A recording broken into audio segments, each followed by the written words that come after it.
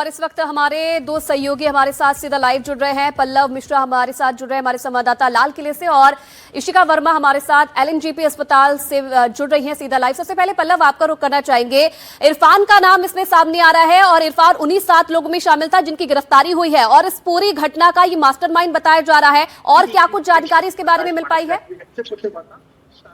देखिए आयुषी, फिलहाल तो जो जानकारी मेरे सामने आई है कि जो पूरी घटना हुई है उसका मास्टरमाइंड ये है और ये उन 7 लोगों में शामिल है जिनको गिरफ्तार किया गया। और बताया जा रहा है जो पूरा मॉड्यूल है उसको यही संचालित कर रहा था, यही उसका जो है मुख्य साजिश करता था और यही जो है इसके जो लिंक है वो जैशे मोहम्मद से बताया जा रहा है, उससे प्रभावित था। और ये कहा जा रहा है कि यही जो है बैठकर यहाँ से विदेशों में तमाम रणनीतियों को अंजाम देता था और ये इसकी वजह से ही ये जो पूरी प्लानिंग थी घटना की वो ये किया है। तो सूत्रों के हवाले से जो जानकारी मिली, हालांकि जैसे जैसे जांच बढ़ेगी फिलहाल जो जांच करता है वो इसकी कुंडली निकाल रहे हैं और जितने भी एंगल है इसके बारे में जानने की कोशिश कर रहे हैं कि आखिर किस तरीके से ये पूरा जो मॉड्यूल है वो काम कर रहा था, कहां से इसके जो है नेटवर्क जुड़े हुए थे और किन किन जगहों पे ये मॉड्यूल जो है संचालित हो रहा था। ये अभी तक जिस प्रकार से जानकारी निकल सामने आ रही कैसे इसने पूरी योजनाओं को अंजाम दिया, किन किन लोगों के संपर्क में रहा, तो उन तमाम चीजों के बारे में जो है फिलहाल जो जांच एजेंसियां हैं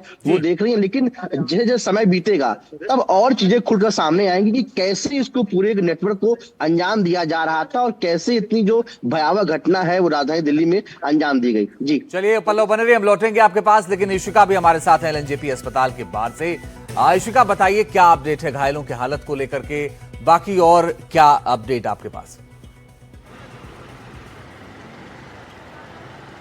जी देखिए, जैसा कि आपने बताया अभी हमारी मौजूदगी एलएनजेपी हॉस्पिटल में है, जहां अगर हम बात करें तो कल सुबह से ही हम देखें तो किस तरीके का माहौल बना हुआ है, क्योंकि एक एक करके जो परिवार हैं वो यहां पर पहुंच रहे हैं। और इसके बाद जो है जिस तरीके की ऑफिशियल फिगर सामने आई है, 9 मृतक हैं और उसके साथ साथ 20 से ज़्यादा घायल हैं, जिसमें से कुछ क्रिटिकल अभी भी हैं।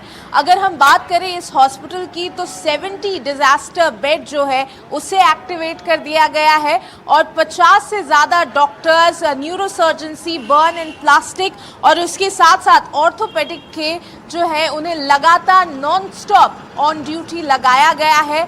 हेल्पलाइन नंबर तक जारी किए गए हैं कि जो लोग हैं वो इस पर कॉल करके यहाँ पर आ सके और ताकि जो शव है उसकी पहचान की जा सके। और उसके साथ साथ उसका जो पोस्टमार्टम और डीएनए सैंपलिंग की अगर हम बात करें तो वो लगातार चल रही है, क्योंकि अभी तक जो डॉक्टर्स हैं उनका ये कहना है कि कुछ शव तो इस हालत में यहाँ पर पहुँचे थे जो बिल्कुल भी पहचान में नहीं आ रहे हैं। उसके लिए डीएनए सैंपलिंग बहुत ज़रूरी हो जा रहा है और लगातार वही प्रोसेस जो है लगातार चल रहा है। परिवार एक एक करके पहुंच रहे हैं और साथ ही साथ डॉक्टर्स का कहना है कि जो बाकी जो लोग यहाँ पर हैं जो इंजर्ड हैं उनमें कुछ को तो सुनने की जो है सुनने में भी अब परेशानी होगी, कुछ को कुछ ज़्यादा ही बर्न्स के जो मार्क्स हैं वो आए हैं। तो ये सारी जो बातें हैं वो डॉक्टर्स ने अभी तक बताई हैं।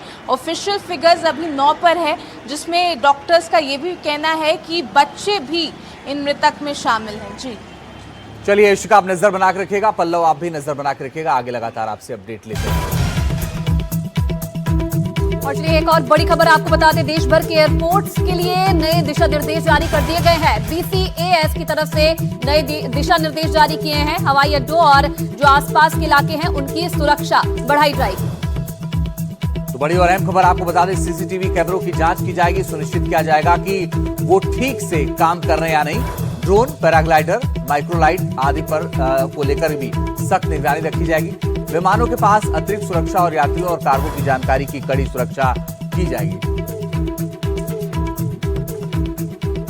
दिल्ली में धमाके के बाद से ही सुरक्षा एजेंसियां इस पूरी साजिश की तह तक जाने के लिए लगातार कार्रवाई कर रही है। छोटे से छोटे सबूत और छोटी से छोटी जानकारी की भी गहनता से जांच की जाएगी। दिल्ली धमाके की जांच के हर तार को सुलझाने की कोशिश जोर शोर से चल रही है। गृह मंत्रालय ने इसकी जांच एनआईए को सौंपने के आदेश भी जारी कर दिए हैं। इसकी औपचारिक प्रक्रिया शुरू भी हो चुकी है। इस बीच एफएसएल टीम को ब्लास्ट स्पॉट की जांच के दौरान 2 जिंदा कारतूस मिले हैं। दोनों जिंदा कारतूस ब्लास्ट साइट के बेहद करीब थे। फिलहाल एफएसएल टीम जांच कर रही है कि कहीं ये घायलों की मदद कर रहे पुलिस कर्मियों के तो नहीं गिरे हैं। साथ ही एफएसएल को स्पॉट से 2 तरह के विस्फोटक के सैंपल भी मिले हैं। पहला सैंपल संभावित अमोनिया नाइट्रेट जैसा है, वहीं दूसरा विस्फोटक अमोनिया नाइट्रेट से भी ज्यादा घातक है, जिसकी जांच की जा रही है। उधर दिल्ली धमाके की साजिश के तार खोजने के लिए महाराष्ट्र तक जांच की जा रही है। महाराष्ट्र एटीएस ने मंगलवार को ठाणे जिले के मुंब्रा इलाके में एक शिक्षक के घर पर छापा मारा और तलाशी अभियान चलाया। कुछ समय पहले पुणे में एटीएस ने कुछ आरोपियों से पूछताछ की थी, जिसमें इस शिक्षक का नाम भी सामने आया था।